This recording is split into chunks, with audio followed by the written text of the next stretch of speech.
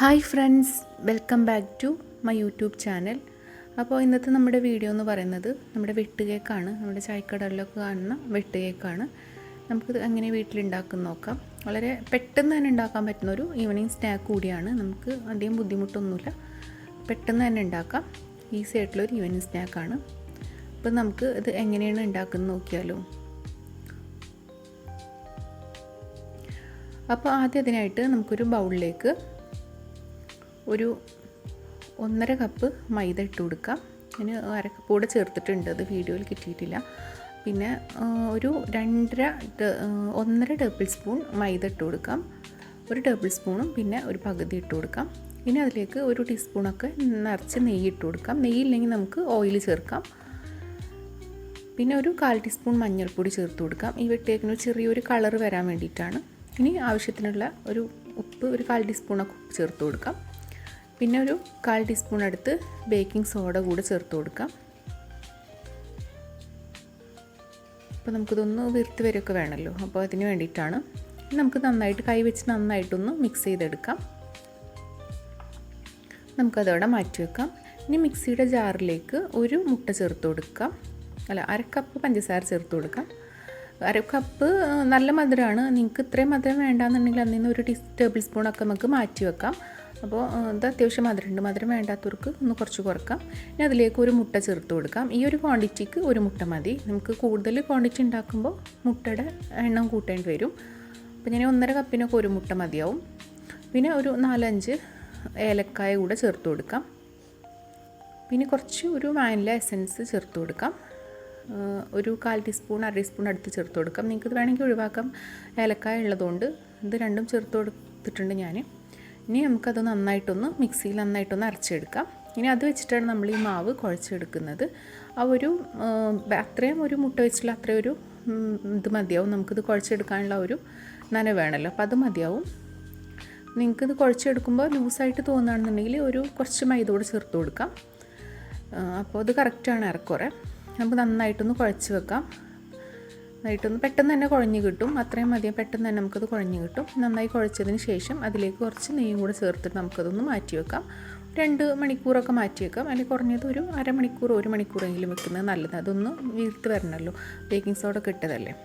ഇനി നമുക്കതൊരു 2 മണിക്കൂറിന് ശേഷം നമുക്ക് നന്നായിട്ടൊന്ന് കുഴക്കപ്പോൾ മാവ് നല്ല സെറ്റായിട്ടുണ്ട്, നല്ല സോഫ്റ്റൊക്കെ ആയിട്ടുണ്ട്.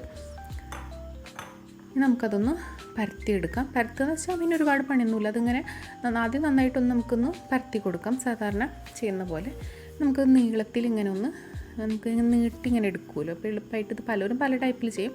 ഇതാണ് ഒന്നുകൂടെ എളുപ്പമായിട്ട് ഇങ്ങനെ നീളത്തിൽ ഇങ്ങനെ ഉരുട്ടിയെടുക്കാം. ഇങ്ങനെ പരത്തി നല്ല നീളത്തിലാക്കിയെടുക്കാം.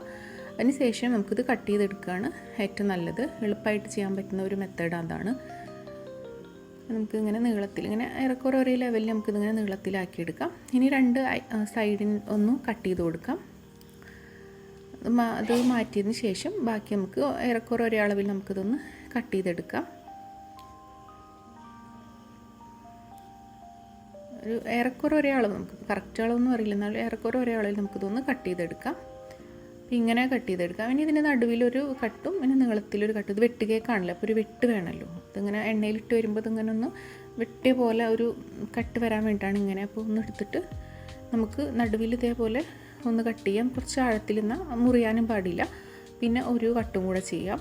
ഇങ്ങനെ പല ടൈപ്പിൽ ഇത് വെട്ടുന്നവരുണ്ട്. വെട്ട് കേക്ക് ആയതുകൊണ്ട് ഒരു വെട്ട് വേണമെന്നുള്ളതുകൊണ്ട് വെട്ടിടാതെ ഉണ്ടാക്കുന്നവരുണ്ട്. അപ്പോൾ ഇങ്ങനെയാണ് നമ്മൾ ചെയ്യുന്നത്. അപ്പോൾ ഇതെല്ലാം ഞാൻ അവിടെ ചെയ്ത് വെച്ചിട്ടുണ്ട്, ഇങ്ങനെ വെട്ടിട്ട് വെച്ചിട്ടുണ്ട്. അപ്പോൾ ഈ ഒരു ടൈമിൽ ഞാൻ എണ്ണ ചൂടാക്കാൻ വേണ്ടി വെച്ചിട്ടുണ്ടായിരുന്നു. എണ്ണ എപ്പോഴും നന്നായി ചൂടാക്കിയതിന് ശേഷം നമുക്കതൊന്ന് ചെറിയ തീയിലാക്കാം. എപ്പോഴും ഇത് ചെറിയ തീയിലാണ് നമ്മളിത് വറുത്തെടുക്കേണ്ടത്. ഒരു 5 എണ്ണമൊക്കെ ഒരു ടൈമിൽ ഇട്ടിട്ടുണ്ട്. ഒരുപാട് തീയിൽ വറുത്തെടുക്കണ്ട.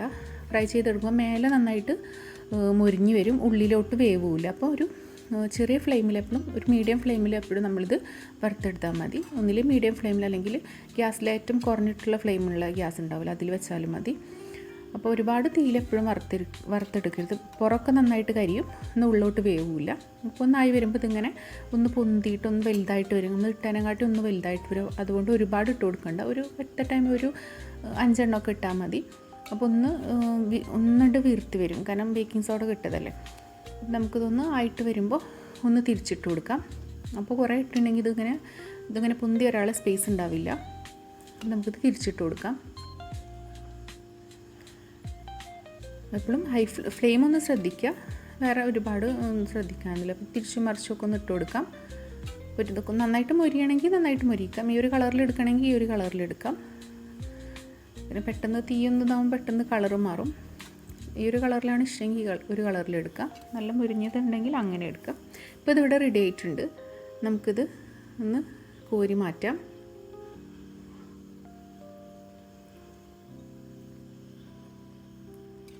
എല്ലാം ഇവിടെ റെഡി ആയിട്ടുണ്ട്.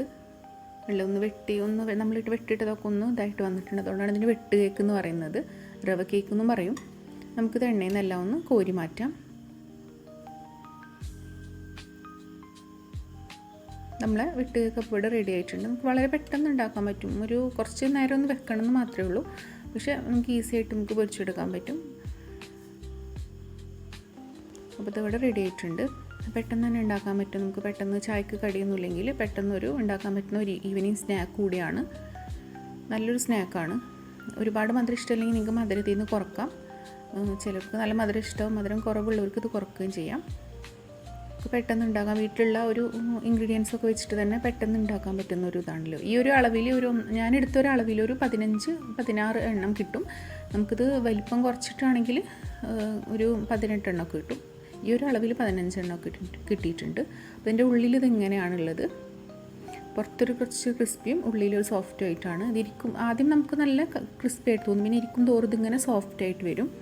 നമുക്ക് തോന്നുന്നത് ഒരു കുറച്ച് കട്ടിയുള്ള പോലെ, പിന്നെ സോഫ്റ്റ് ആയിട്ട് വരും. ഉള്ളിൽ ഭയങ്കര സോഫ്റ്റാണ്, പുറത്ത് കുറച്ച് ക്രിസ്പി ആയിട്ടുമാണ്. നല്ലൊരു സ്നാക്കാണ്, പണ്ട് കാലം തൊട്ടുള്ളതാണല്ലോ.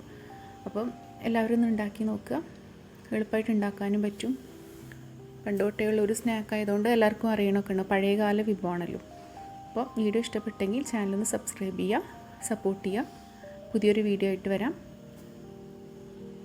Thank you.